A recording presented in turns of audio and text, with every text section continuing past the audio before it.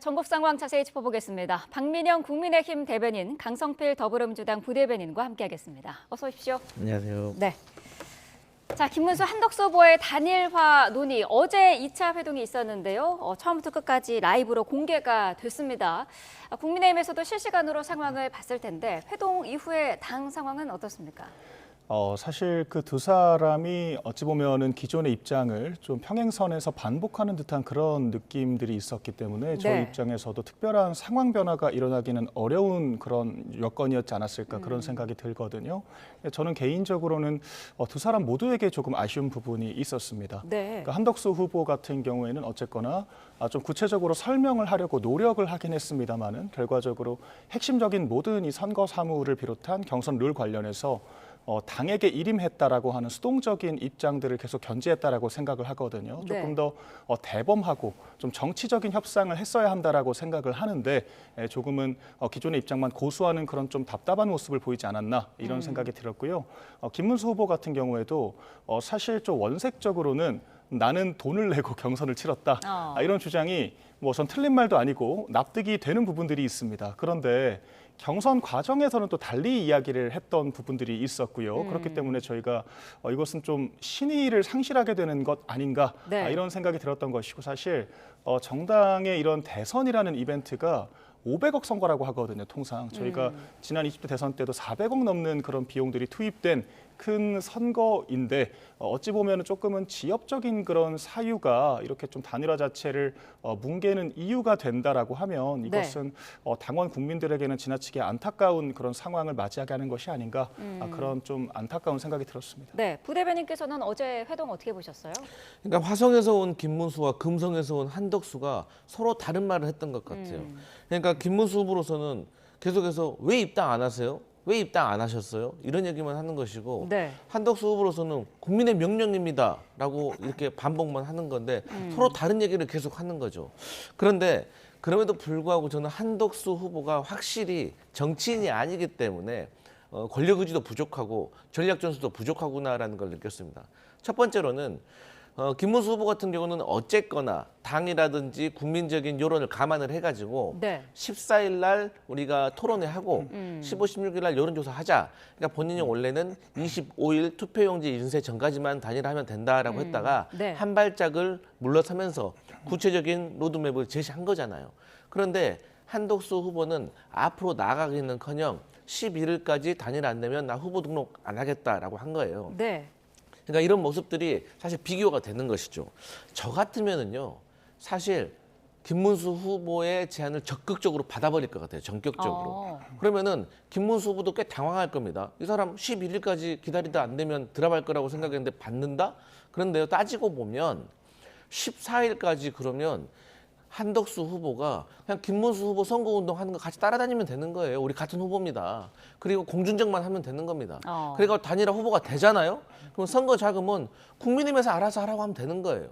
그러니까 정치인이 아니기 때문에 이런 상상력을 발휘할 수가 없고 어떤 모험적인 승부수를 던질 수가 없기 때문에 이 한계 11일이라는 후보 등록의 한계에 갇혀서 한덕수 후보가 수세에 몰리는 듯한 표정인 것이고 김문수 후보는 시간은 내 편이다라는 확고한 확신을 가지고 세게 나가는 것을 봤습니다. 국민의힘은 어쨌든 일주일 연기는 안 된다는 거잖아요. 저희가 현실적인 이유들이 있지 않습니까? 그러니까 당원 저희 ARS 조사에서도 87%가 11일 이전까지 마무리해야 한다라고 이야기를 했는데 그 이유가 사실 11일이 넘어가서 후보 등록이 마감되게 되면 그 이후에 단일화가 된다라고 하더라도 한덕수 후보는 만약에 승리하더라도 기호 2번을 받을 수가 없게 됩니다. 그렇다고 하면 국민의힘의 후보가 아니라 아까 말씀해 주셨던 것처럼 선거비도 오로지 개인이 감당을 해야 되는 것이고요. 그저 국민의힘이 지지하는 무소속 후보의 지위만 갖는 것이기 때문에 현실적으로 정상적인 이 선거 캠페인을 벌이기가 어려워지죠. 그렇기 때문에 저희가 단일화를 마무리한다라고 했을 때 단일화 그 자체도 중요하지만 시기도 중요하다. 이 지점을 계속 강조를 했던 것이고요. 다만 지금 당내에서는 이런 상황들까지 고려해서 윤석열 의원 의원의 그런 대안적인 논의도 이어지고 있는 것 같습니다. 제3당을 만들어서 그 당에서 교섭단체를 구성한 뒤에 한덕수 후보가 김문수 후보의 주장처럼 일주일 정도 토론을 거치고 단일화를 할 수도 있지 않겠냐. 그러면 기호 3번은 받을 수 있다라는 네. 것이거든요. 그래서 다양한 가능성들이 논의되고 있습니다만 기본적으로는 11일 전에 마무리되어야 한다라고 하는 이 당원들의 요구를 반영하는 것이 가장 합당하다라고 저희는 보고 있습니다.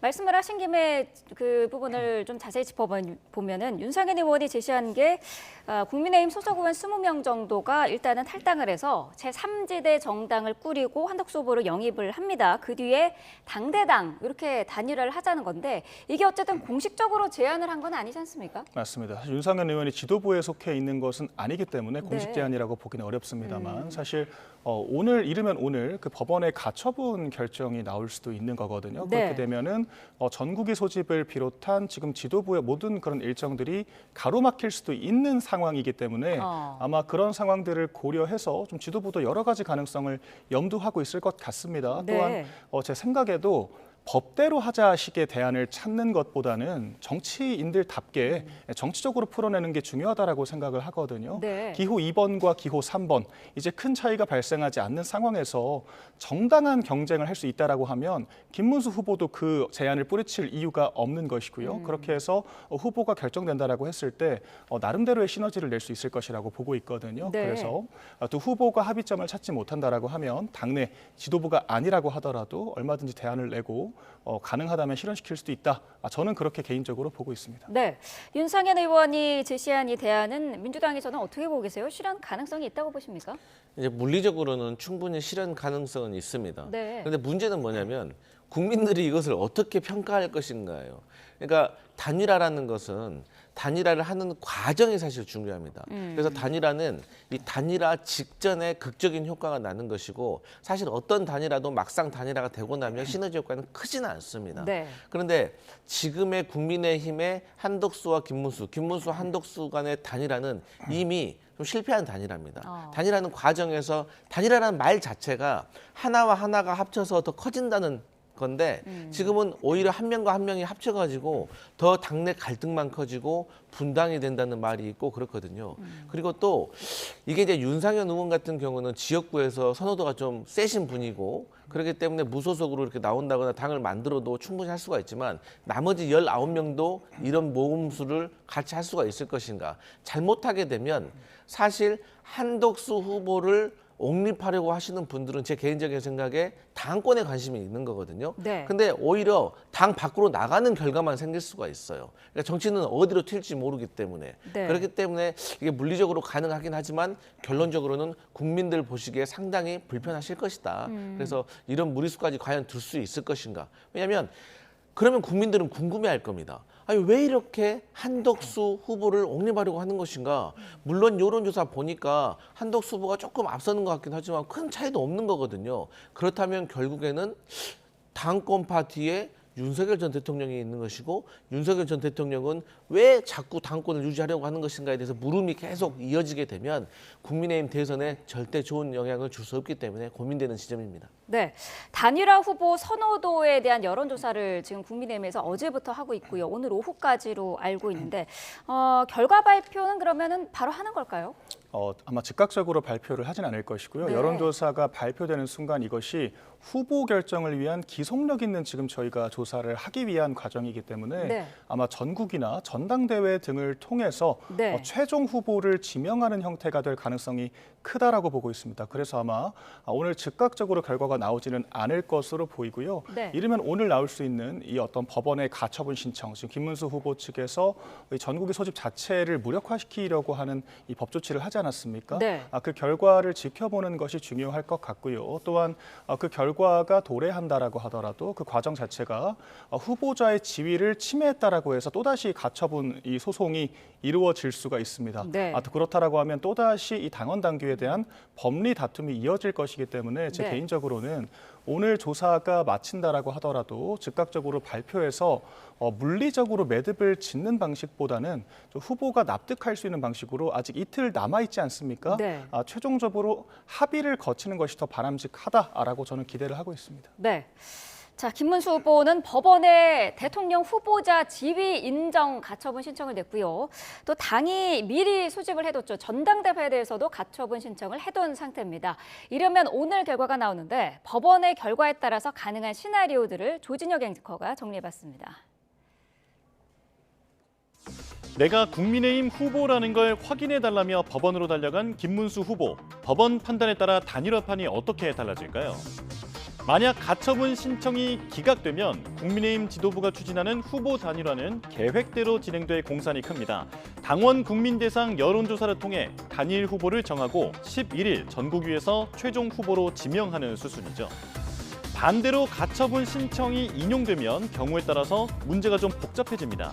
우선 법원이 김문수 후보의 후보 지위를 확인해 줄 경우 전국위 소집이 무효화되면서 일단 당 지도부 주도의 단일화는 중단될 수 있습니다. 하지만 법원이 가처분 신청을 인용하더라도 단순히 절차적 하자 때문이라면 지도부가 이를 보정해서 단일화를 계속 추진할 수도 있습니다.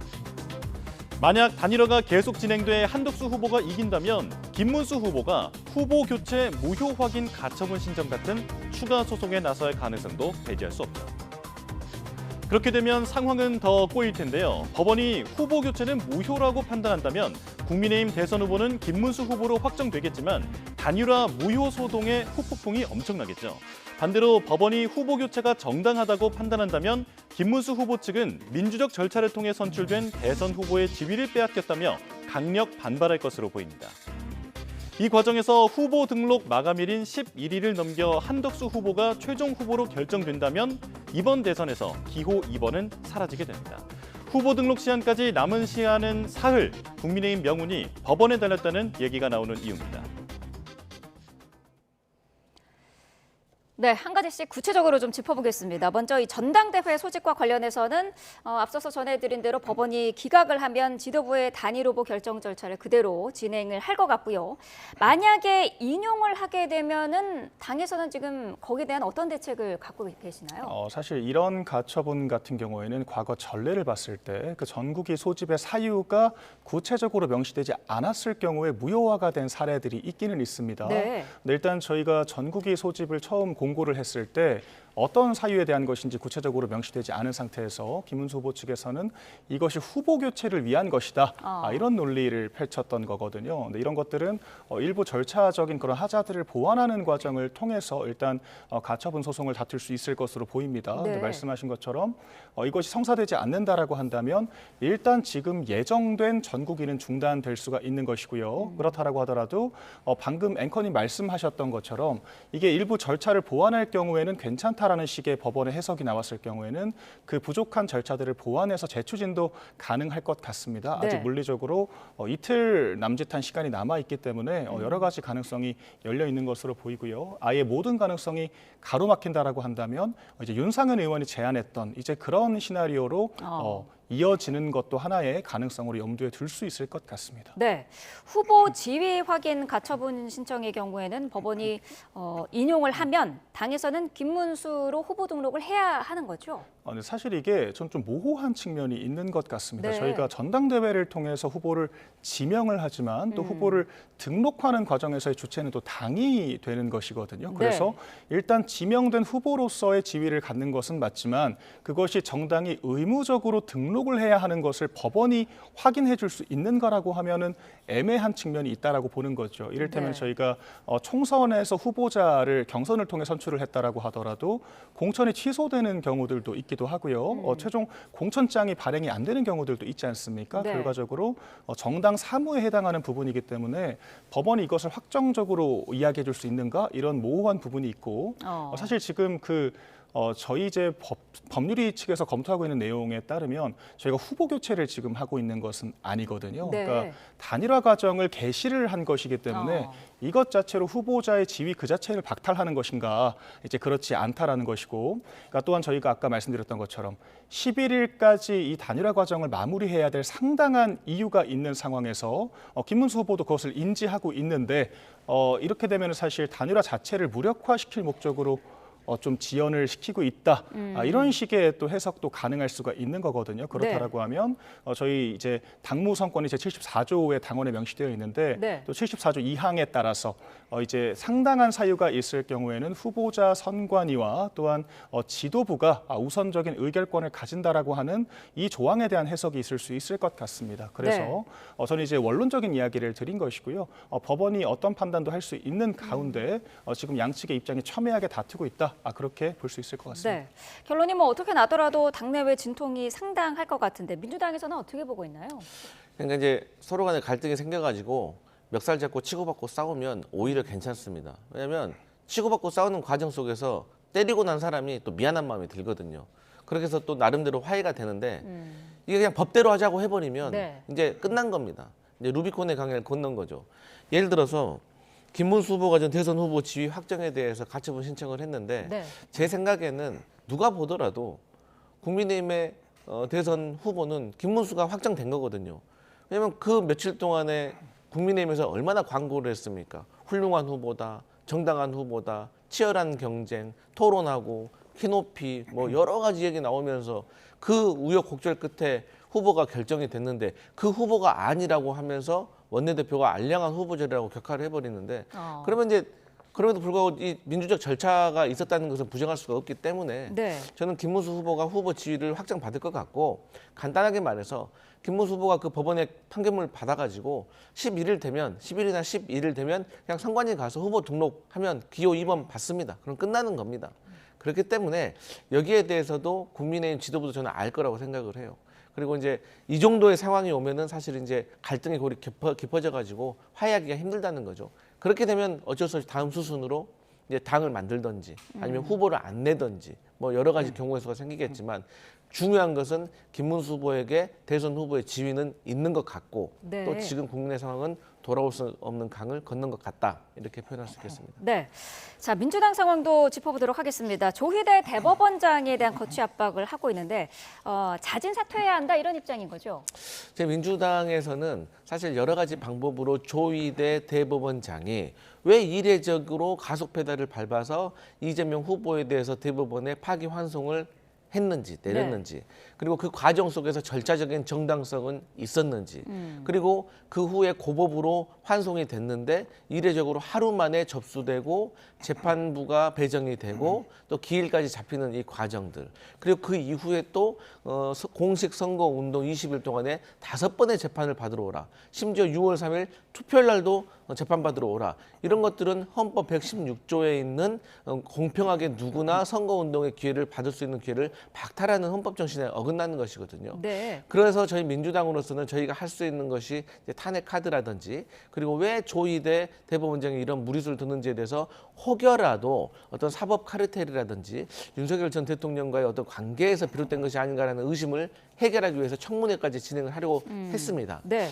하지만 다행스럽게도 최근에 전국 법관 대표 회의가 소집을 준비하고 있는 것으로 알고 있고 여기에서 어떤 우리 법원의 어떤 중립적이고 공정성을 다시 찾기 위한 자정적인 노력 그리고 조희대 대법관의 일탈적인 행동에 대해서 우리가 제대로 살펴봐야 된다. 그래서 사퇴 요구까지 해야 된다라는 자정작용이 있기 때문에 네. 저희가 일단은 법원의 자정작용을 믿고 기다리는 것이 국민의 민심을 더 경청하는 것이다라고 판단을 내리고 있는 상태입니다. 어떻습니까? 청문회는 그러면 예정대로 하는 거고요. 저는 개인적으로 안 할 것 같습니다. 아, 그렇군요. 네, 그러니까 네. 청문회도 그렇고 뭐 여러 가지 그 뭐 특검법이라든지 네. 이런 것들이 모두 다 이제 조희대 대법관이 왜 이러한 판결을 내리는가 앞서 말씀드린 그 이유에 다 연장성상이거든요. 현실적인 카드인 겁니다. 그런데 아무래도 이 삼권 분립이 보장되어 있는 우리 대한민국에서 특히나 법원에서 이미 자정적으로 역할을 하고 있기 때문에 네. 저희가 그 과정을 국민들과 함께 지켜보는 것이 저는 우선이라고 생각합니다. 네. 국민의힘은 어떤 입장인가요? 사실 이렇게 좀 입법부가 강력한 입법 권력을 기반으로 사법부의 그런 법치 자체를 무력화시키려고 하는 대단히 부적절하고 문명 사회에 있을 수 없는 저는 그런 사건이라고 생각을 합니다. 네. 근데 이렇게 헌법을 유린하는 상황에서 저희 국민의힘이 적극적으로 견제하고 제지하지 못하고 있음에 좀 안타깝고 참담한 심경도 말씀드리고요. 지금 민주당이 모든 이런 사법 절차를 이재명 후보 한 사람을 중심으로 해석을 하고 있는 겁니다. 네. 조희대 대법원장이 나 홀로 판결을 한 것이 아니고요. 12명의 대법관 중에서 10명의 대법관, 그중에서는 문재인 전 대통령이 임명했던 그런 임명 제청, 그 김명수 전 대법원장이 임명 제청을 했던 그런 중도 성향의 대법관들도 있는 것이거든요. 네. 천대엽 그 법제처장도 마찬가지로 문재인 전 대통령이 임명했던 분인데 국회에 출석해서 조희대 대법원장은 원칙에 따른 판결을 했다. 사법 질서에 대해서 지나치게 흔들면 안 된다. 이런 식의 입장을 내놨거든요. 네. 그렇기 때문에 지금 민주당은 조희대 대법원장과 싸우는 것이 아니라 우리 민주주의 역사가 쌓아온 법치주의 전반과 지금 전 싸우고 있다라고 생각을 하고요. 대법원장이 범죄 혐의자에 대해서 이 어떤 사법 판결을 내렸다라는 것이 청문회에 와야 되고 탄핵이 될 수도 있는 그런 사유가 된다라고 한다면 과연 우리나라 사법부가 정상적으로 작동할 수 있을 것이냐. 민주당이 책임 있는 수권 정당이라면 이 당연한 명제에 대해서 깊은 고민이 필요하다라고 생각합니다. 네. 자, 오늘 두 분 말씀을 여기까지 듣겠습니다. 박민영 국민의힘 대변인, 강성필 더불어민주당 부대변인과 함께했습니다. 고맙습니다.